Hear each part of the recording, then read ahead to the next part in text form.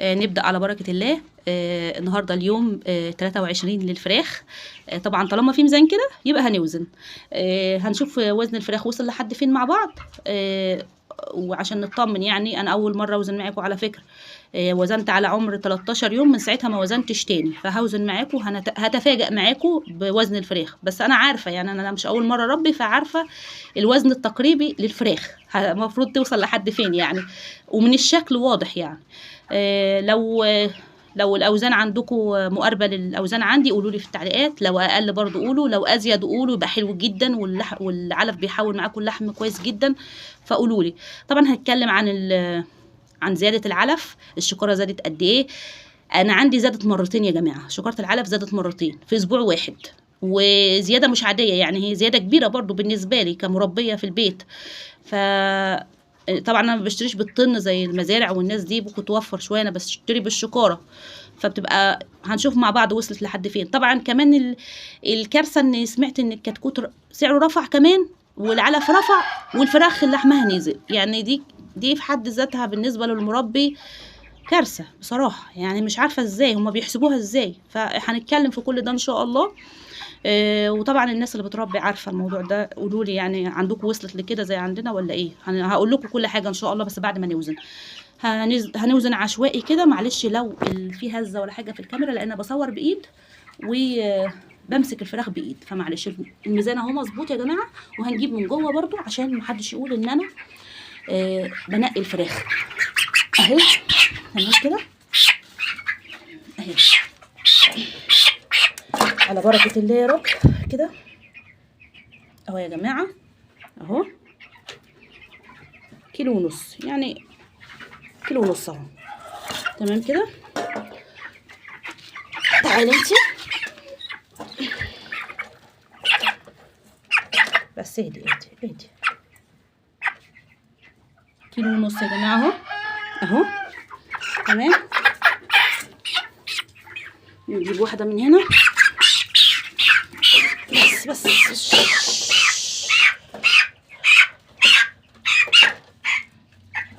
ربنا يزيد ويبارك، ما شاء الله ما شاء الله، ربنا يزيد ويبارك يا رب. بصوا يعني داخله على 2 كيلو في 23 يوم، وده معدل زياده يعني ممتاز، يعني حلو جدا بالنسبه لي. انا مبسوطه وراضيه بصراحه. كفايه كده بقى ميزان عشان نتكلم فيه سعر العلف. انتوا زي ما انتوا شايفين الاوزان متقاربه، وفي ازيد كمان من كيلو ونص، ودي حاجه حلوه جدا يعني. ربنا يبارك يا رب. العلف معايا بيحول لحم، لان انا ما عنديش الفراخ، ما عندهاش اسهال الحمد لله، نشكر ربنا. انا محافظه عليهم من حته الاسهال دي. وطبعا لو لقيت اسهال بجري يعني لو اتاكدت ان في اسهال طبعا بحط العلاج المناسب عشان يخفوا. انا طبعا ما بحطش اي علاجات ولا اي ادويه ولا اي حاجه. الدوره دي يا جماعه وكل الدورات اللي انا بربيها من غير اي حاجه، من غير ادويه ولا خلطات ولا اي حاجه. الناس اللي متابعاني عارفه الموضوع ده، ان انا بربي على الميه والعلف بس. تمام كده. نتكلم بقى في الزيادات اللي حصلت في العلف. اولا كده الاسبوع اللي فات كانت شكاره العلف جبتها زادت 10 جنيه. يعني انا كنت بجيبها اللي هو النام يا جماعه، كنت بجيب الشكاره ب 545، جبتها ب 555. قلت كويس، الزياده دي مش وحشه، 10 جنيه في الشكاره مش مشكله عادي، بس ما تغلاش اكتر من كده. طبعا كنت بجيب البادي ب 550. تمام كده. جيت اسال عليها تاني عشان اجيب، انا محتاجه لسه 6 شكاير تاني، انا لسه ما خلصتش. طبعا هجيبهم بالسعر الجديد. فسالت على الشكاره لقيتها اللي هو النامي ب 580، والبادي ب 585. طب ليه الزياده دي يعني؟ ليه زياده كبيره؟ طبعا للشكاره الواحده، الشكاره 25 كيلو، تزيد الزياده دي حرام بصراحه يعني. ولسه الراجل المشكله ان هي ترسى على كده وتقف. الراجل بيقول لي لسه انتوا ما شفتوش حاجه يا جماعه، هنشوف ايه تاني؟ طب ما الفراخ سمعت ان هي سعرها نزل. طب هي ازاي الكتكوت يرفع والعلف يرفع والفراخ ترخص كده؟ طب ما كده يبقى في مشكله بالنسبه للمربي. في ناس بقى هتقول لي ما انتوا كسبتوا كتير وما كسبتوش كتير. صدقوني بامانه انا عمري ما بعت اللي هو بال100 او ال90 اللي بيقولوا عليها. اخري كنت ببيع ب80 او اقل من 80، وكمان ساعات ببيع ب60. عمري ما بعت بالاسعار اللي هي الكبيره دي، عشان الناس بقى ايه ما تقولش الكلام ده يعني. فحرام بصراحه. وبرده حتى لو انا يعني احنا مربيين في البيت، يعني ما بجيبش بالشكاره، ولا بجيب بالشكار، ما بجيبش بالطن. المزارع بتوفر عشان بتجيب بالطن، فبيبقى ارخص عليها شويه مننا. احنا بنجيب بالشكاره زينا زي اي حد. الراجل ما بينزلش زينا زي اي حد، يعني باخد 5، باخد 10، باخد 20، هي ب 580. تمام كده. فمش عارفه الدنيا هتوصل لحد فين تاني. فانتوا لو قولوا لي يعني شكاره العلف عندكم وصلت لقد ايه، والنوع العلف اللي انتوا بتستخدموه ايه، او النوع اللي انا بس اللي انا بجيبه هو اللي زاد، مش عارفه بصراحه.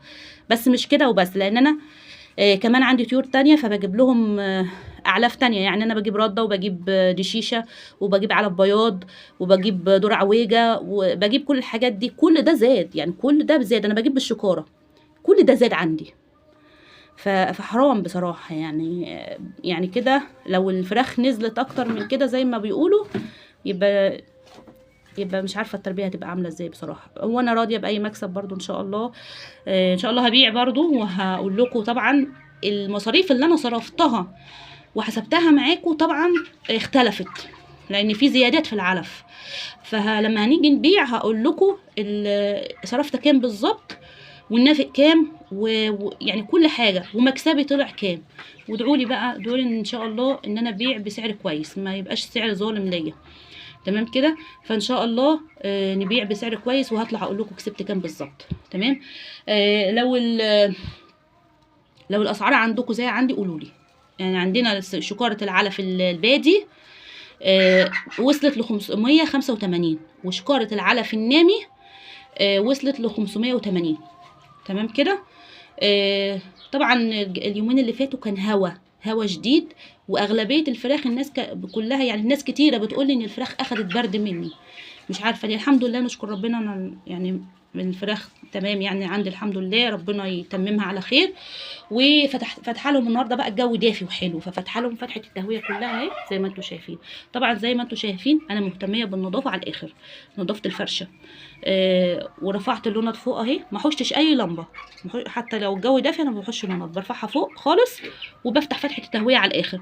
طبعا اليومين اللي فاتوا لما كان هوا بقيت اسد بالليل بس بسد نص فتحه التهويه، عشان كان هوا جامد. حتى من الناحيه القبليه كان جاي هوا جامد على الفراخ. انا لو ما كنتش عملت كده كانوا هياخدوا برد مني. وطبعا في العمر الكبير لما بياخدوا منكم برد صعب ان هي تتعالج اساسا. فبنحاول على قد ما بنقدر ان احنا نحافظ على الفراخ في العمر الكبير من البرد.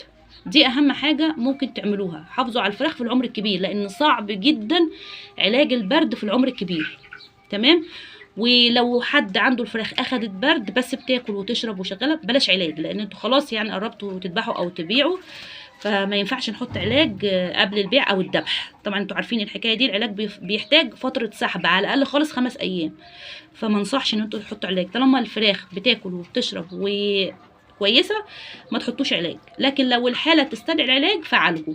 لو عندكم بقى الفراخ سعرها وزنها عالي وكويسه، ما تستنوش. ايه اللي يخليكم تستنوا؟ بيعوا او اذبحوا، ما تستنوش حاجه. يعني بلاش نقول لما وزنها يزيد شويه والكلام ده كله. يعني انا عندي الفراخ ان شاء الله على المعدل اللي انا شايفاه ده، انا ممكن ابيع على 30 يوم. ربنا يستر يا رب ويبعد عننا الوحش.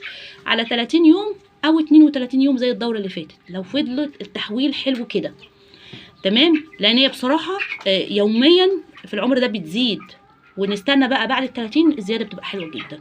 ادعوا لنا بالبركه ان ربنا يبارك في الفراخ دي. واللي عايز يبدا يجيب فراخ يا جماعه، خلاص يعني على شهر 4 كده هتبتدي الفيروسات، يعني خلاص كده الصيف هيبدا يدخل. وما تخافوش من الفيروسات في الوقت ده. يعني خلاص اللي عايز يربي وخايف من الفيروسات يربي على شهر 4، الدنيا بتبقى حلوه وربنا يحسن ما بين ايديكم. ولو عجبكم الفيديو ما تنسوش تشتركوا في القناه وتفعلوا زر الجرس واعجاب وتعليق للفيديو، وشكرا لكم.